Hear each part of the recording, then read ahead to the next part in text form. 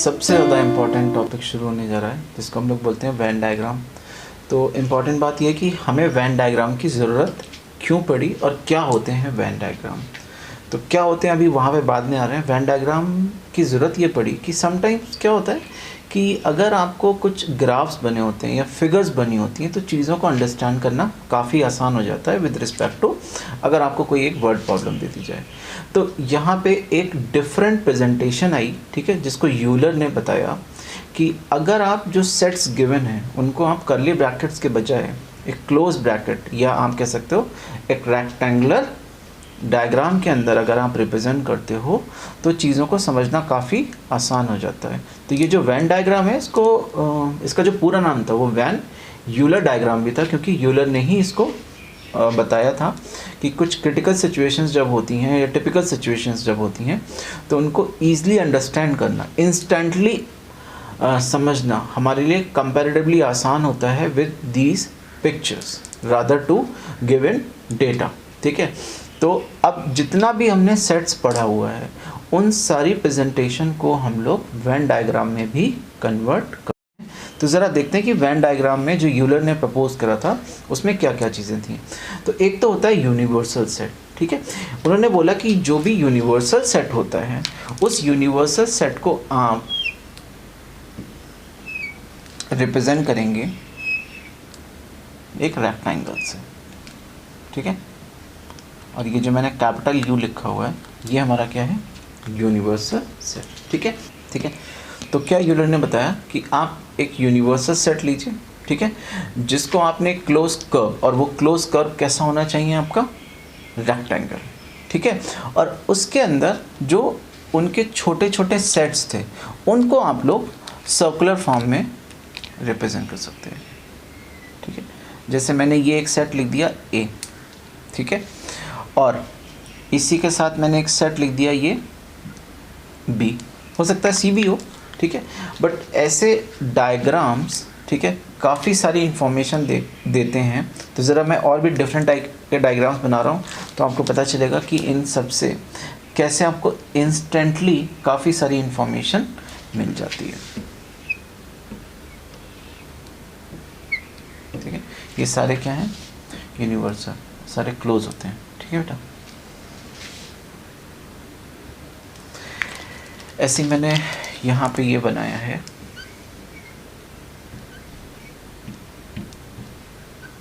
ठीक है, और एक सपोज ये केस बना दिया।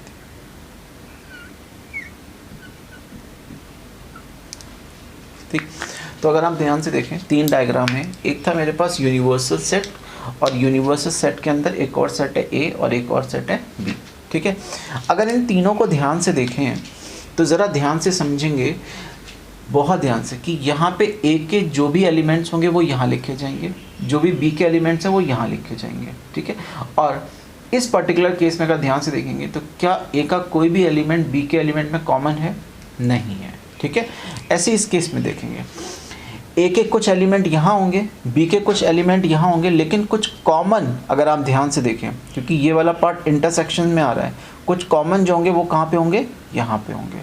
ऐसे यहाँ पे देखें तो यहाँ पे आपको ये समझ में आ रहा होगा कि ए के जितने एलिमेंट हैं वो सारे के सारे बी के अंदर है, लेकिन बी के सारे एलिमेंट्स ए के अंदर नहीं है। बट इन सब में एक कॉमन चीज़ है, वो क्या, कि ए और बी जो भी सेट है वो बेसिकली क्या है, यूनिवर्सल के अंदर लिखे गए। मतलब ए और बी जो हैं वो सबसेट हैं किसके, यूनिवर्सल के। ए और बी सबसेट हैं यूनिवर्सल के। ठीक है, तो अगर आप यहाँ पे देखें तो ये जो दो पर्टिकुलर मैंने आपको डायग्राम्स बनाए हुए हैं इनका एक पर्टिकुलर नाम भी हो सकता है।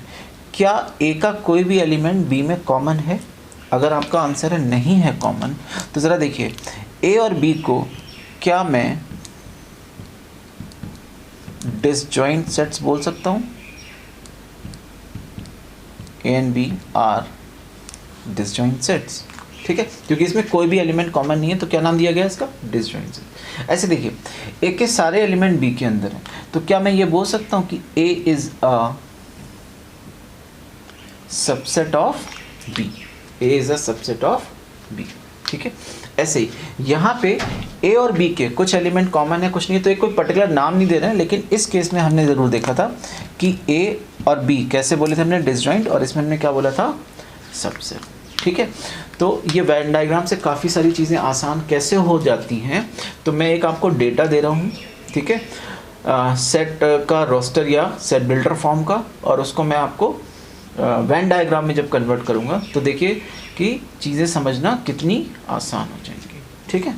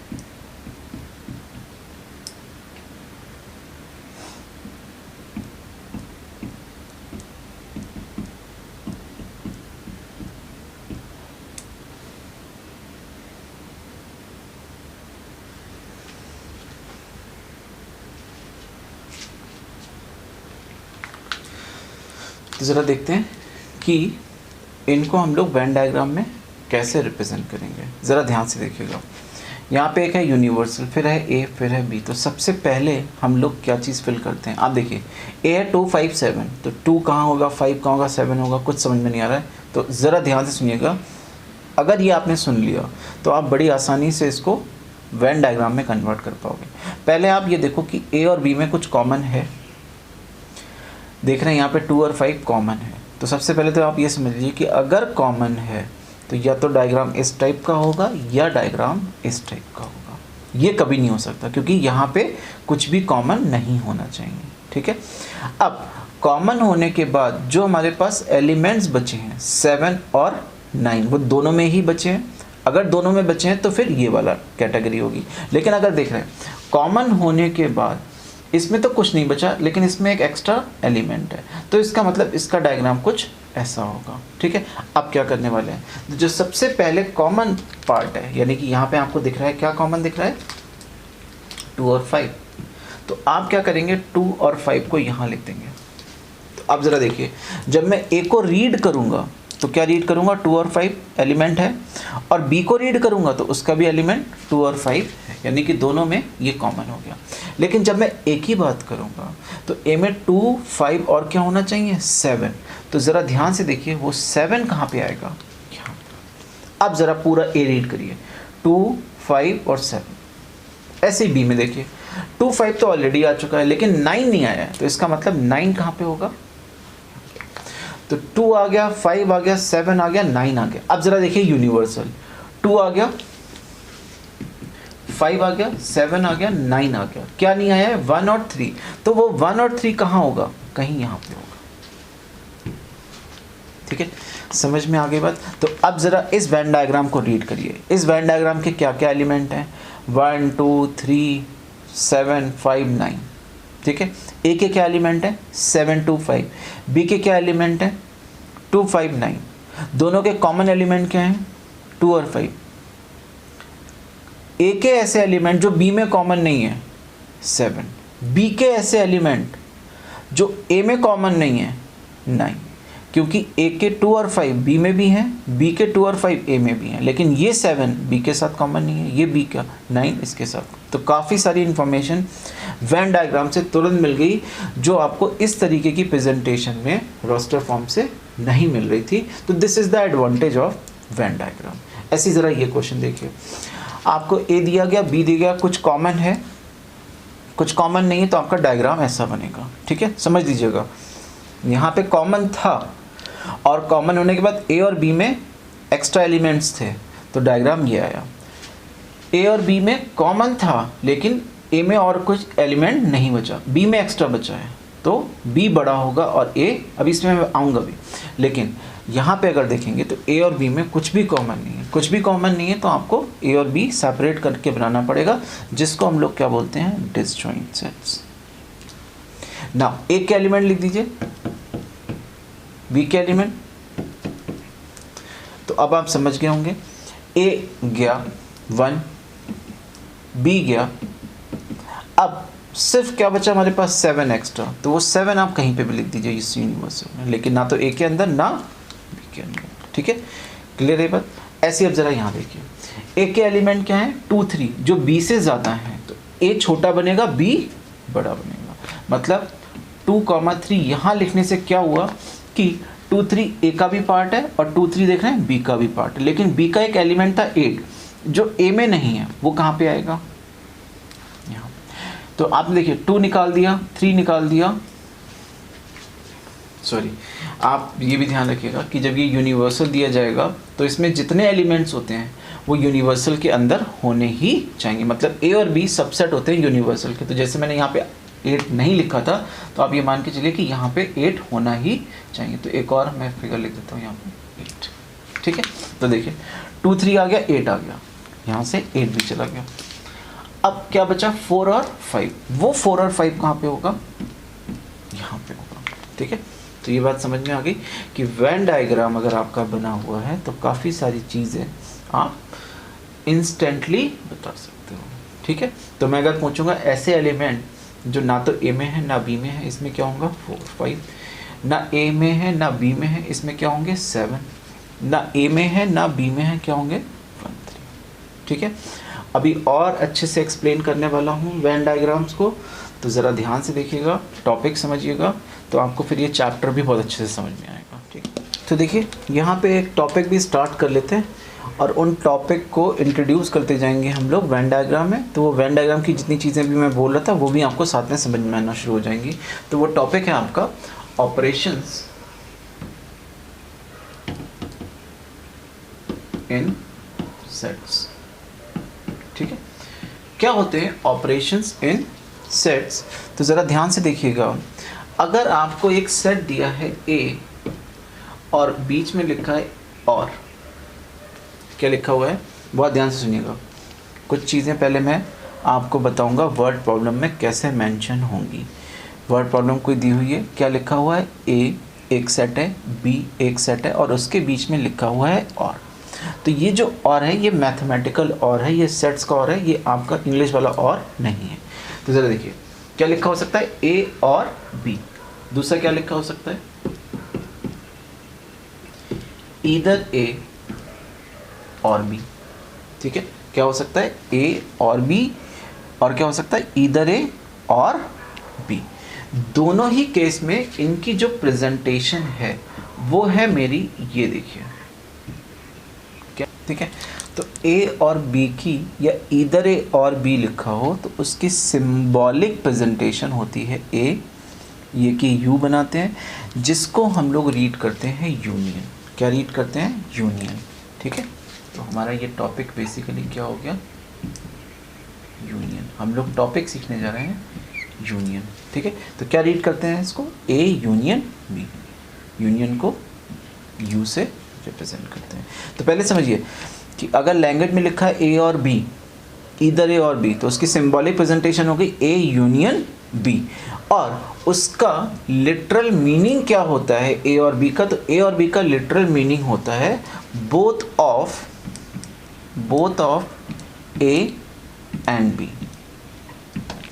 क्या बोल रहा हूँ, both of A and B but don't repeat,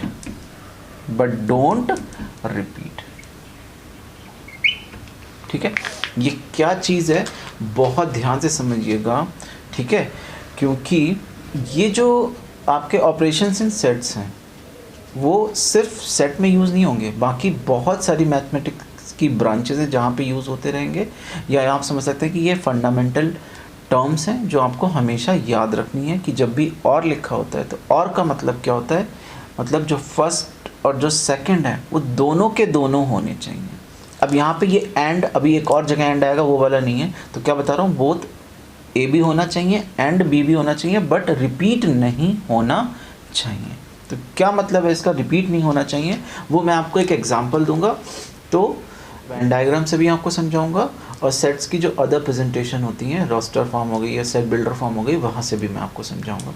तो अभी एक एग्जांपल ले लेते हैं कि सपोज़ मेरे पास एक यूनिवर्सल सेट था, ठीक है, उसके एलिमेंट से 1 2 7 8 9 11 13, ठीक है। एक सेट था ए जिसके एलिमेंट थे 1 2 7 11, फिर एक सेट था बी, इसके एलिमेंट से मेरे पास 2 7 13, ठीक है। तो एक क्वेश्चन ले लिया मैंने, एक यूनिवर्सल सेट दिया हुआ, उसके एलिमेंट है 1 2 7 8 9 11 13। एक ए सेट है, उसके एलिमेंट है 1 2 7 और 11। एक बी सेट है, उसके एलिमेंट है 2 7 13। और मेरा क्वेश्चन आ गया फाइंड ए और बी। मुझे क्या फाइंड करना है, ए और बी। तो ए और बी का मतलब क्या हुआ, देखिए, ए यूनियन बी, क्लियर है बात। और ए यूनियन बी का मतलब क्या हुआ, क्योंकि आपको कौन सी प्रेजेंटेशन दे रखी है, तो बाय डिफॉल्ट सेम प्रेजेंटेशन, ठीक है। रोस्टर फॉर्म में, तो रोस्टर फॉर्म में ही हमारा आंसर आएगा। और कैसे आंसर आएगा, बहुत ध्यान से सुनिएगा क्या कर रहे हैं।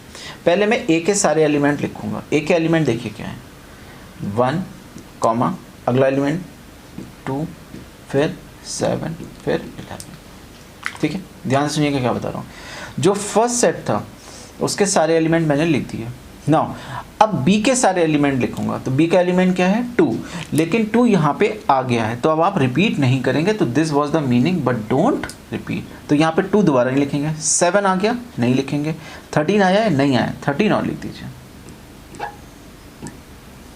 तो दिस इज द आंसर, कि अगर आपको ए यूनियन बी निकालना है तो बोथ ऑफ ए बी होना चाहिए और बी के एलिमेंट भी होना चाहिए। देखिए 1 2 7 11, 1 2 7 11 और 13। तो this is the meaning of union. तो यूनियन क्या बताता है आपको, दोनों एलिमेंट ए के भी एंड बी के भी, बट रिपीट नहीं करना चाहिए। तो यहाँ पे फिर से सुन लीजिए, ये जो यूनियन है, यूनियन को जब लिखा हुआ आएगा कभी भी और, तो उसका मतलब बाय डिफ़ॉल्ट यूनियन होगा। और यूनियन का ऑपरेशन कैसे चलेगा, दिस इज द ऑपरेशन, कि ए और बी के दोनों के एलिमेंट लिखेंगे बट रिपीट नहीं करेंगे, ठीक है। अब इसी चीज़ को वेन डायग्राम से समझते हैं। वेन डायग्राम से क्या समझेंगे, जरा देखिए, ये मेरा यूनिवर्सल सेट, ठीक है, और ये है ए, ठीक है, और ये है मेरा बी, ये ग्रीन वाला बी है, ठीक है।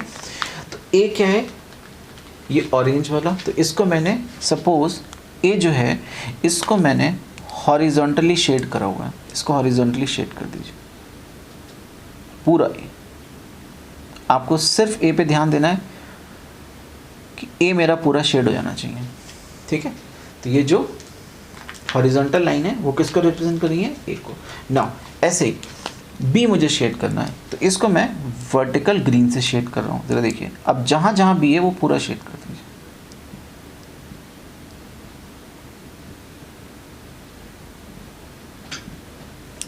ठीक है। तो आपने ए भी शेड कर दिया और बी भी शेड कर दिया। तो ज़रा ध्यान से देखिए कि जो ए यूनियन बी होगा वो क्या होगा, ऑल शेडेड पोर्शन। बहुत ध्यान से समझिएगा क्या बता रहा हूँ, ऑल शेडेड पोर्शन। तो अगर शेडेड पोर्शन देखें तो ये वाला भी शेडेड है और ये वाला भी शेडेड है, मतलब ये किसके इक्विवेलेंट है वो ज़रा देखिए। ये यूनिवर्सल है, ये मेरा ए था, ये मेरा बी था। तो दिस होल पार्ट जो मैं शेड कर रहा हूँ,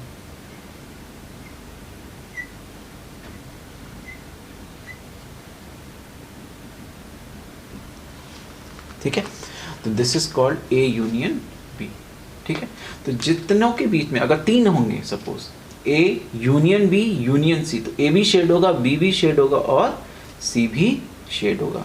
लेकिन यहाँ ये क्या है और ये क्या है, ये मैंने आपको फंडामेंटली करके दिखाया कि ए को मैंने शेड करा पहले अलग तरीके से, बी को मैंने अलग तरीके से शेड करा, और आंसर मैंने क्या बोला, ऑल शेडेड पोर्शन। इसमें मैंने आपको डायरेक्ट बताया हुआ है कि ए यूनियन बी क्या होता है, जो भी मैंने यहाँ पे शेड करा हुआ है वो सारा ए यूनियन बी होता है। ठीक है, यहाँ पे एक और इम्पॉर्टेंट बात भी आप सीखेंगे जो अब नेक्स्ट ऑपरेशन में काम आएगी।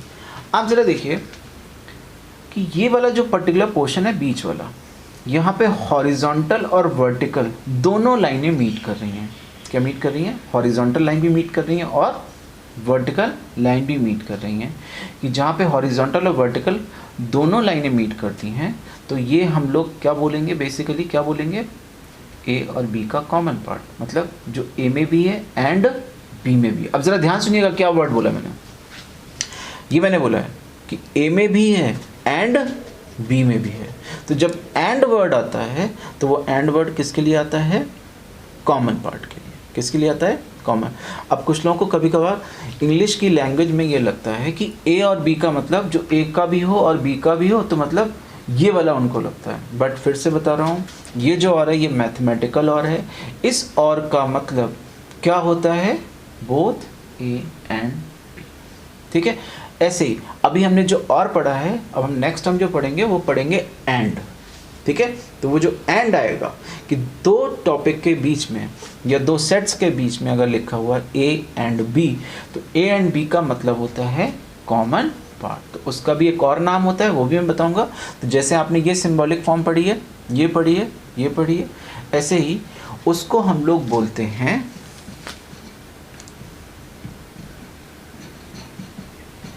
क्या बोलते हैं? A and B.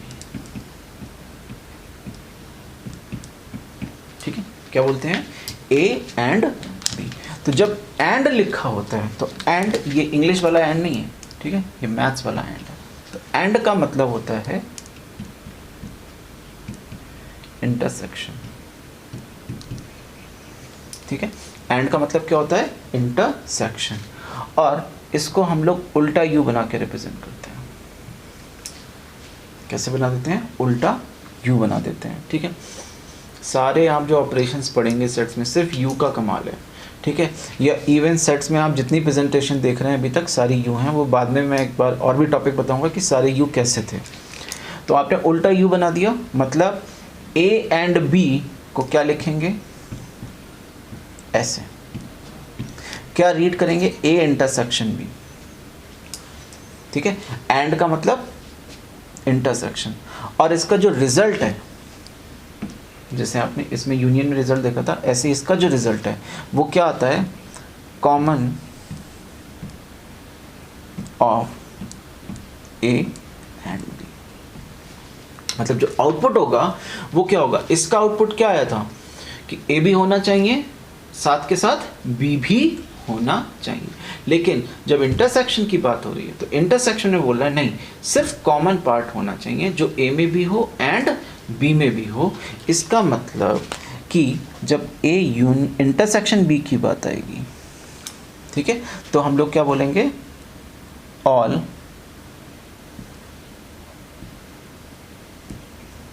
Check portion. What is the meaning of all check portion? जरा ध्यान से देखिए, चेक कहाँ बन रहा है? ये हॉरिजॉन्टल लाइन थी किसके लिए? ए के लिए। वर्टिकल लाइन थी किसके लिए? बी के लिए। ठीक है, तो देखिए ये एक चेक बन रहा है। तो ये ऐसे केस आपको कहाँ पे दिखाई पड़ रहा है? इस पार्ट में। इसका मतलब ये हुआ कि जब मैं, ये तो मैंने किसके लिए बनाया था? ए यूनियन बी के लिए। जब मैं ए इंटरसेक्शन बी के लिए बनाऊंगा, सिर्फ ए इंटरसेक्शन बी के लिए, तो जरा देखिए कैसे बनेगा। ये मेरा ए था, ये मेरा बी था, ये।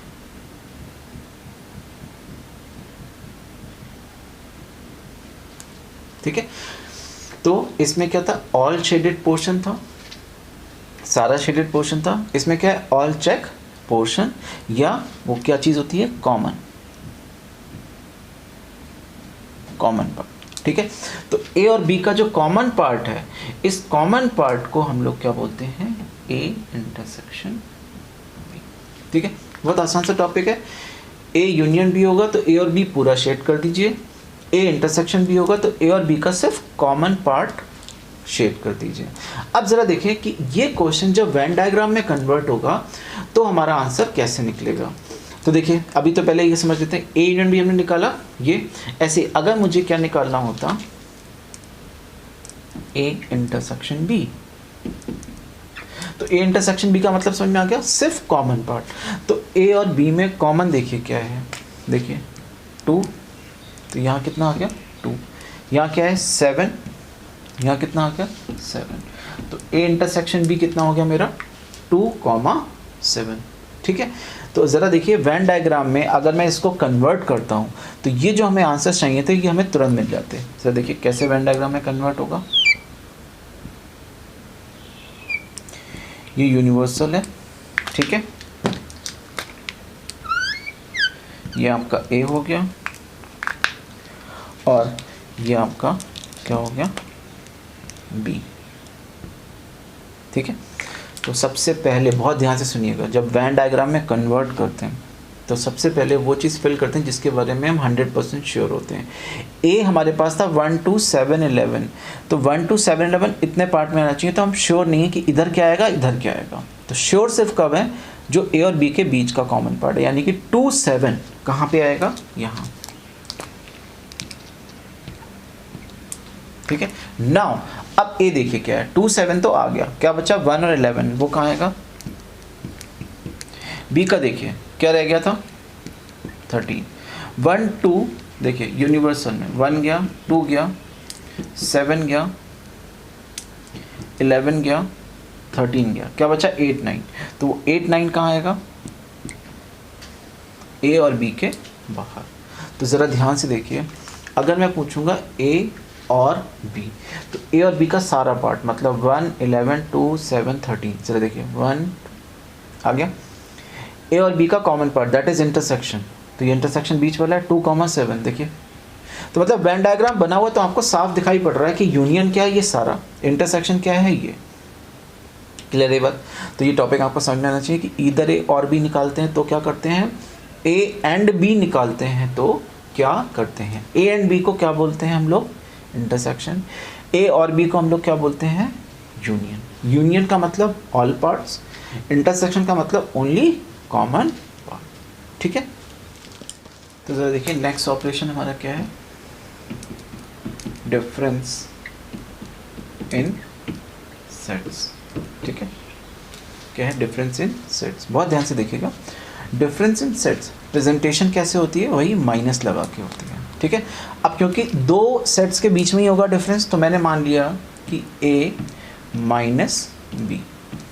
ठीक है, तो a माइनस बी का मतलब क्या है, मतलब डिफरेंस इन सेट्स में a माइनस बी का मतलब क्या है, ज़रा ध्यान से देखिएगा। इसका जो आउटपुट है, elements of a, elements of a, बहुत ध्यान से सुनिएगा, अपने आप हो जाएगा ये, elements of a except elements of b। मतलब आपको a के वो सारे एलिमेंट लिखने हैं जो b में कॉमन ना हो। तो अगर आप ये समझ गए तो ज़रा ध्यान से देखें, आप समझ जाएंगे कि b माइनस ए क्या होगा, b माइनस ए क्या होगा, elements of b except elements of ए।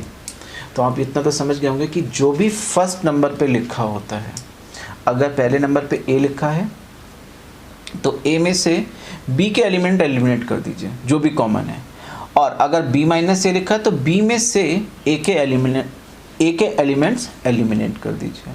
मतलब ये बहुत बड़ी चीज़ है कि कौन पहले लिखा हुआ है, तो इसीलिए मैंने लिखा हुआ है एलिमेंट्स ऑफ ए, पहले ए लिखा हुआ था, उसमें से बी के हटा दीजिए, एलिमेंट्स ऑफ बी, क्यों यहाँ बी पहले लिखा था, उसमें से ए के एलिमेंट हटा दीजिए। तो ये हमारा क्या कहलाता है, डिफरेंस। कैसे हटाते हैं, एग्जाम्पल लेते हैं। सपोज मेरे पास यूनिवर्सल था 1 2 3 5 7 9, ए मेरे पास एक सेट था 1 2 3, बी मेरे पास एक सेट था 2 3 7 9 ठीक है, ज़रा देखिए मुझे क्या निकालना है, a माइनस बी। कैसे बता रहा हूँ सब्ट्रैक्ट करना, बहुत ध्यान से सुनिएगा। a का पहला एलिमेंट लीजिए 1 में से यहाँ देखिए कहीं 1 दिख रहा है आपको, यानी कि कैंसिल नहीं होगा। सब्ट्रैक्ट करने का मतलब हो जाए माइनस हो जाना, बट माइनस होने के बाद 0 लिखेंगे नहीं। तो 1 यहाँ कहीं दिख रहा है, नहीं दिख रहा है, तो इसका मतलब a का 1 एलिमेंट यहाँ लिखा जाएगा, क्योंकि एलिमेंट्स ऑफ a कौन से एलिमेंट, जो b में कॉमन ना हो। तो क्या 1 कॉमन है, नहीं है। 2 सब्ट्रैक्ट हो गया 2 से गया, 3 सब्ट्रैक्ट हो गया 3 से गया। क्या a का और कोई एलिमेंट बचा, नहीं बचा, तो बस यही मेरा आंसर हो गया। ठीक है, तो a माइनस बी क्या हुआ, a का वो पार्ट जो b में कॉमन नहीं है। ऐसे ही b माइनस ए, v का वो पार्ट। अब ज़रा देखिए b माइनस ए कैसे निकालेंगे। 2 सब्ट्रैक्ट करिए गया, 3 सब्ट्रैक्ट करिए गया, 7 सब्ट्रैक्ट होगा क्योंकि यहाँ 7 है ही नहीं। फिर 9, यहाँ पे 9 एलिमेंट है ही नहीं। अब डेफिनेशन पे आ जाइए, एलिमेंट्स ऑफ बी लिखेंगे कौन कौन से, जो ए में कॉमन ना हो। तो 2 3 कॉमन थे, इनको छोड़ दिया तो 7 9 बच गया। ठीक है, तो this is the meaning of difference, कि जब हम डिफरेंस करते हैं तो बाद वाला जो होता है, लेटर वाला, वो एलिमेंट्स हम हटा देते हैं और एलिमेंट्स किसके लिखते हैं, फर्स्ट वाले के लिखते हैं। ठीक है, तो इसमें मतलब ऐसा नहीं करेंगे कि 2 3 हटा दिया, 1 भी लिख दिया, 7 भी लिख दिया, 9 भी लिख दिया a माइनस बी में, नहीं, a के ही एलिमेंट लिखेंगे। तो a के एलिमेंट क्या है, 1 2 3। आंसर 1 2 3 हो जाता है अगर 2 3 कॉमन ना होता, लेकिन कॉमन है तो 2 3 छोड़ दीजिए, क्या बचेगा 1। 2 3 7 9 होता b माइनस है, लेकिन 2 3 कॉमन था, वो छोड़ दीजिए, क्या बचा। This is the meaning of difference of sets. अब जरा इसी चीज़ को वेन डायग्राम में देख लेते हैं। वेन डायग्राम में क्या होता है,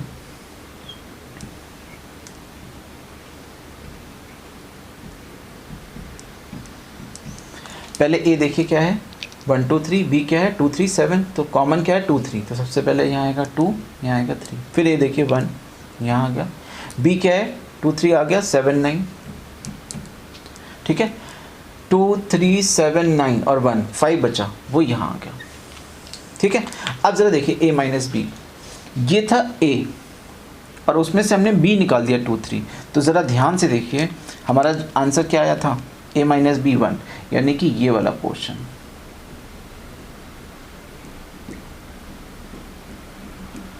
ठीक है, इस पोर्शन को क्या बोलते हैं, a माइनस बी। ऐसे ही b में से जब मैं a सब्ट्रैक्ट करूंगा तो b ये पूरा था, लेकिन a वाला पोर्शन दैट इज 2 3 सब्ट्रैक्ट हो गया, तो कौन सा वाला बचेगा, ये वाला।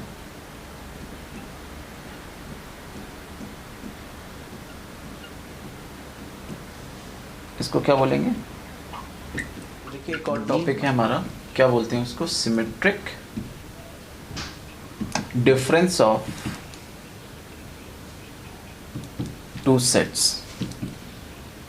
ठीक है, बहुत इजी से होता है, ज़रा समझ लेते हैं। इसको रिप्रेजेंट करते हैं हम लोग कैसे, ए ट्राइंगल बी बना के। ठीक है, तो क्या होता है symmetric difference of 2 sets. Suppose आपके पास वो जो 2 सेट्स थे वो हैं ए और बी। ठीक है, तो अभी हमने सीखा था डिफरेंस हमने सीखा था कि ए में से आपने बी निकाला था। ठीक है, ऐसे ही आपने क्या निकाला था, बी में से ए। सुन लीजिए, क्या निकाला, ए माइनस बी, और फिर क्या निकाला था, बी माइनस ए, और उनका ले लीजिए यूनियन। मतलब क्या करना है आपको, ज़रा ध्यान से देखिए, यहाँ पे क्या करना चाह रहे हैं। ये है मेरा ए और ये है मेरा बी। ठीक है, तो ज़रा देखिए a माइनस बी क्या होगा मेरा,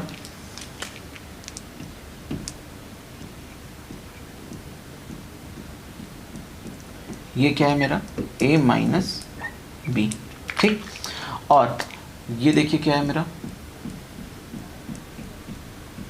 b माइनस ए। अब बस आपको करना क्या है, आपको ये वाला पार्ट भी लेना है, ये वाला पार्ट भी लेना है, यानी कि दोनों डिफरेंस लेने हैं। a माइनस बी मतलब a में से b सब्ट्रैक्ट कर दिया, b माइनस a मतलब b में से a सब्ट्रैक्ट कर दिया, तो दोनों डिफरेंस आ गए। इसीलिए यहाँ पे ये वर्ड भी यूज़ करा सिमेट्री, कि a और b के बीच में सिमेट्री होनी चाहिए उनके डिफरेंसेस में। तो हमने एक बार a माइनस बी भी निकाला जो ये वाला पोर्शन होता है वेन डायग्राम में, और b माइनस ए निकाला वो ये वाला पोर्शन होता है, और दोनों ही लेने हैं। इसका मतलब क्या हुआ, बीच में क्या लगा देंगे, यूनिवर्सल।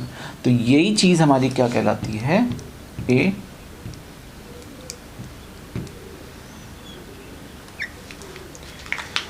Triangle B. जो हमारा प्रेजेंटेशन आता है वो क्या क्या बोलते हैं उसको, symmetric difference of two sets, मतलब a माइनस बी का यूनियन किसके साथ करेंगे, b माइनस ए के साथ। ठीक है, तो एक ज़रा क्वेश्चन ले लेते हैं। सपोज यूनिवर्सल था मेरे पास 1 3 7 9 11, a था मेरे पास 1 3 7, b था मेरे पास 3 7 9 11। ठीक है, तो ज़रा ध्यान से देखिए, a माइनस बी क्या आएगा, a में से b के एलिमेंट सब्ट्रैक्ट कर दीजिए, 1 जाएगा, नहीं जाएगा, 3 गया, 7 गया, तो ये आ गया 1। फिर b माइनस ए निकाल लीजिए, ये क्या आएगा, 3 सब्ट्रैक्ट हो गया, 7 सब्ट्रैक्ट हो गया, क्या बचा 9, क्या बचा 11, तो ये आ गया b माइनस ए। अब दोनों का यूनियन कर दीजिए, a minus B union b minus A. Union का मतलब ऑल पार्ट्स, तो क्या आएगा हमारे पास, 1 भी आएगा, 9 भी आएगा और 11 भी आएगा। ठीक है, इसी को जब मैं वेन डायग्राम में कन्वर्ट करूँगा तो देखिए पहले तो कॉमन पार्ट लिखेंगे 3 7, यानी कि यहाँ पे क्या आएगा 3 और क्या आएगा 7, फिर a क्या था 1 3 7, तो 1 आएगा यहाँ पे, फिर 3 7 आ गया, 9 11 बचा, 9 11 आपका यहाँ पे आ गया। ठीक है,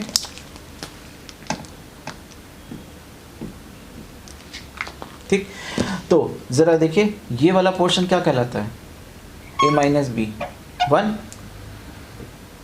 b माइनस ए क्या होगा इस केस में 9 11, और दोनों का यूनिवर्सल करेंगे, दोनों का यूनियन करेंगे तो क्या आ जाएगा 1 9 11। ठीक है, तो this is called symmetric difference of two sets. Okay, next हमारा ऑपरेशन है कॉम्प्लीमेंट ऑफ सेट। ठीक है, तो अगर मान लीजिए कॉम्प्लीमेंट ऑफ सेट हमसे पूछा गया a का, कॉम्प्लीमेंट ऑफ सेट a, तो इसको हम लोग जो रिप्रेजेंट करते हैं वो करते हैं a के ऊपर डैश लगा के। तो a डैश का मतलब होता है कॉम्प्लीमेंट, और कॉम्प्लीमेंट के जैसे नाम से लिखा हुआ, नाम से समझ में आ रहा होगा कि कॉम्प्लीमेंट करना, पूरा करने वाला। ठीक है, तो पहले वेन डायग्राम से समझा रहा हूँ तो ज़्यादा आसान हो जाएगा आपके लिए समझना, कि सपोज़ ये हमारा यूनिवर्सल सेट है और ये हमारा है a। ठीक है, तो अगर मुझसे पूछा गया find complement of set a, ठीक है, तो ज़रा ध्यान से देखिए, a तो मेरे पास ये था, तो a के अलावा जितना पोर्शन बचा हुआ है, यानी कि यूनिवर्सल का वो पार्ट जिसमें a ना आए, तो इसको हम लोग क्या बोलते हैं, इसको हम लोग बोलते हैं a dash, that is complement of a। ठीक है, क्या बोलते हैं इसको, कॉम्प्लीमेंट ऑफ a। तो a का बचा हुआ पोर्शन, मतलब आपको सिर्फ a छोड़ना पड़ेगा, उसके अलावा आप सारा शेड कर दीजिए यूनिवर्सल में, क्या कहलाएगा, complement of a, that is a dash. लेकिन अगर मान लीजिए सिचुएशन आपके पास ऐसे बनी हुई थी कि उसमें a भी था और आपका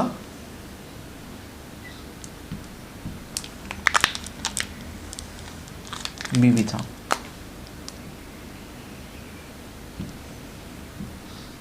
ठीक है, और अब अगर मैंने आपसे पूछा है फाइंड a डैश या कॉम्प्लीमेंट ऑफ सेट a, तो आप क्या, कौन सा पोर्शन बताएंगे, ज़रा ध्यान से देखिए, आप सारा शेड करना शुरू करिए, सिर्फ और सिर्फ फोकस रहिए, a को छोड़ दीजिए, उसके अलावा क्या आ रहा है क्या जा रहा है सब भूल जाइए। तो आपने देखा होगा कि मैंने सिर्फ और सिर्फ क्या करा, ये जितना पोर्शन a वाला था सिर्फ इस पोर्शन को शेड नहीं करा, उसके अलावा सारा पोर्शन मैंने शेड कर दिया, तो मेरा आंसर आ गया a dash, that is complement of set a। ऐसे अगर मुझे b का कॉम्प्लीमेंट निकालना था तो मैं b को छोड़ देता। ठीक है, अभी और भी, क्योंकि हमने 2 ऑपरेशन पढ़ लिए, उन ऑपरेशन पे बेस भी एक चीज़ कर सकते हैं। सपोज़ ये मेरा a है और ये मेरा b है और ये मेरा यूनिवर्सल है, और मैंने आपसे पूछा ए यूनियन बी का ट्रांसपोज, ठीक है, मैंने आपसे क्या पूछा, ए यूनियन बी का कॉम्प्लीमेंट निकालिए, ठीक है। तो ए यूनियन बी का कॉम्प्लीमेंट कैसे निकालेंगे, उसके लिए आपको ए यूनियन बी पता होना चाहिए पहले।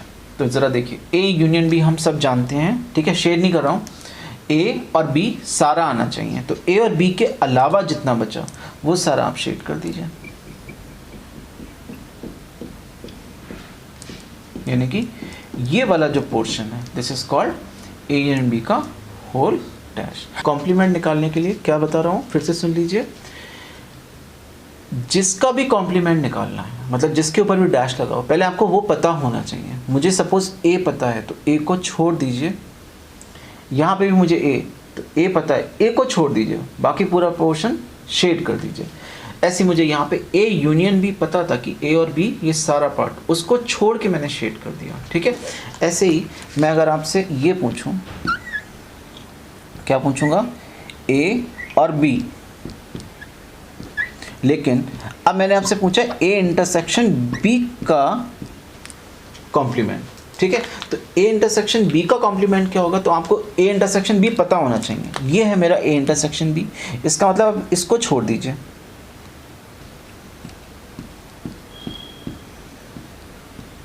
और फिर क्या आ रहा है उससे कोई मतलब नहीं है। तो क्या छोड़ना है आपको, इंटरसेक्शन, और इंटरसेक्शन कौन सा होता है, ये कॉमन पार्ट, ठीक है। तो आप किसी का भी कॉम्प्लीमेंट निकाल सकते हैं अनटिल अनलेस आपको अंदर वाला पार्ट पता होना चाहिए कि वो क्या है, ठीक है।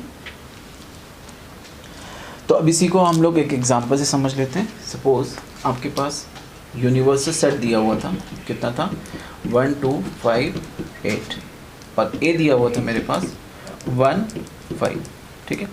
अब मुझे निकालना है ए का कॉम्प्लीमेंट। तो ए का कॉम्प्लीमेंट क्या आ जाएगा मेरे पास, ऑल एलिमेंट्स ऑफ यूनिवर्सल, इस सबके एलिमेंट एक्सेप्ट ए। तो इसमें से 1 हटा दीजिए और 5 हटा दीजिए, क्या बचेगा 2, क्या बचेगा 8, ठीक है।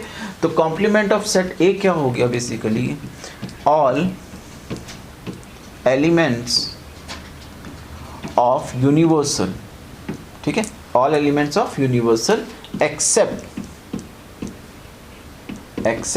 ए। ए के अलावा जितने एलिमेंट हैं वो सारे लिख देंगे, तो क्या निकल आएगा आपका कॉम्प्लीमेंट। यहाँ पे मैंने इसके ऊपर कॉम्प्लीमेंट लगाया हुआ, तो ए यूनियन बी के अलावा जितने एलिमेंट होंगे यूनिवर्सल में वो आंसर आ जाएगा, ठीक है। तो this is the meaning of complement of set A. यहाँ पे अगर हम ध्यान से समझें तो हम ये भी बोल सकते हैं कि इसको यूनिवर्सल में से अगर मैं ए माइनस कर दूँ, ज़रा देखिए, अभी माइनस करना सिखाया था कि यूनिवर्सल में से अगर ए निकाल दिया तो this is the complement of A, this is the complement of A. क्योंकि आप देखिए ज़रा, अगर मैं यहाँ पे यूनिवर्सल माइनस ए निकालूँ तो क्या आएगा, यूनिवर्सल में से माइनस कर दीजिए, 1 से 1 गया, 2 नहीं जाएगा तो यहाँ लिखिए, 5 से 5 गया, 8 नहीं जाएगा तो यहाँ लिखिए 2,8। तो ज़रा देखिए, ये वाली फिगर और ये वाली फिगर क्या है, सेम। तो ये आपके लिए एक तरीके से फॉर्मूला भी बन गया कि कॉम्प्लीमेंट ऑफ सेट क्या होता है, universal minus that set, right.